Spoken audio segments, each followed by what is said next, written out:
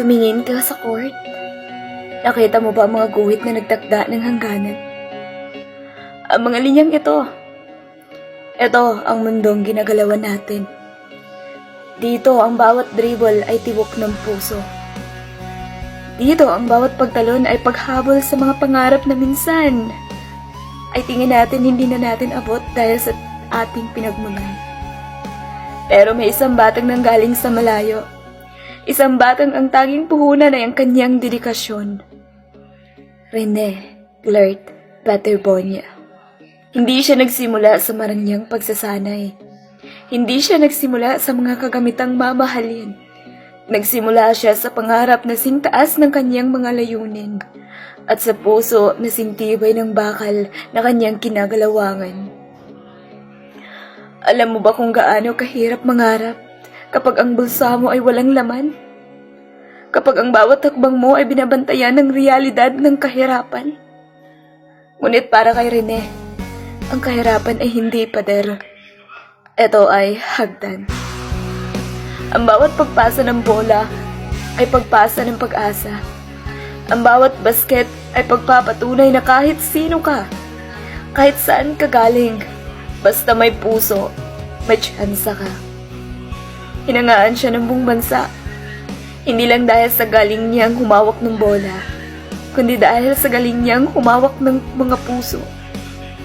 Sa social media nakita natin ang mga highlights. Hindi lang ang mga dunks, hindi lang ang mga fancy moves.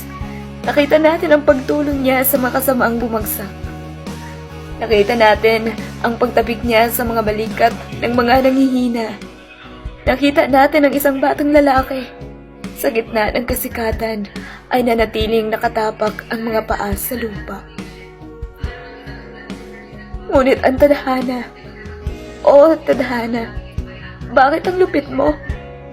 Sa gitna ng pag-akyat, sa gitna ng pagkinang, bakit mo pinatay ang ilaw sa tuktok ng kanyang paglalakbay? Sa Dipakulaw, Aurora, isang lugar na dapat sana'y saksi sa kanyang pag-unlad, ay naging saksi sa isang trahedyang hindi natin kayang ipaliwanag.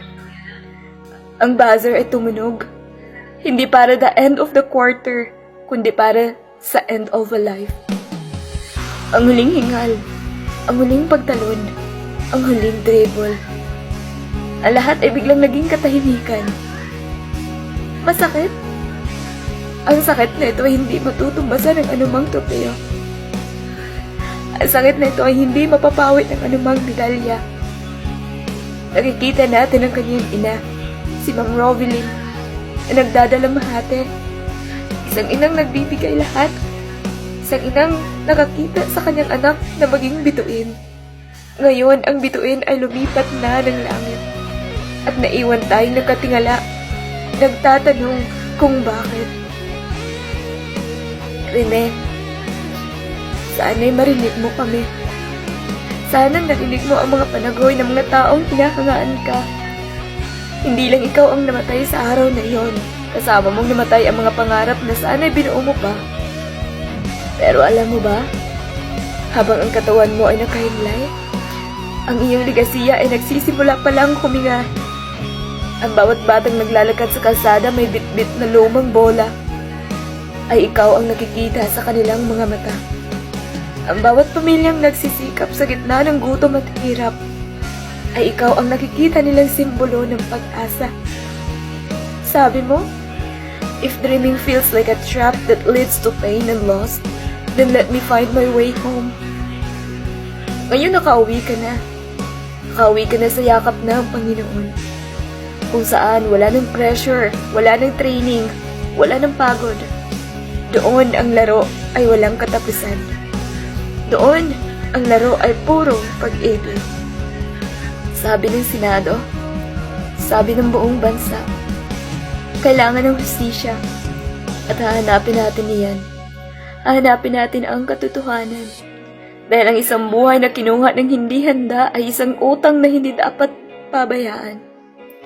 Ngunit higit sa hustisya, nais nating itatanim ang iyong pangalan sa bawat puso ng bawat Pilipinong nangangarap.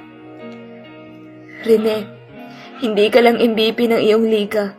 Ikaw ang MVP ng ating henerasyon. Ikaw ang imbibi ng mga batang walang-wala pero may buong mundo sa kanilang mga pangarap. Hindi ka man makakapaglaro sa susunod na season. Pero sa bawat court na lalaruan ng mga bata, nandun ang espiritu mo. Nandun ang tapang mo. Nandun ang kabutihan mo. Kaya sa iyong pagpahinga, Bobet, huwag kang mag-alala sa amin. Ipagpatuloy namin ang laban. Ipagpatuloy namin ang pangarap na sa bawat batang Pilipino na hindi susuko. Ikaw ang kanilang magiging inspirasyon.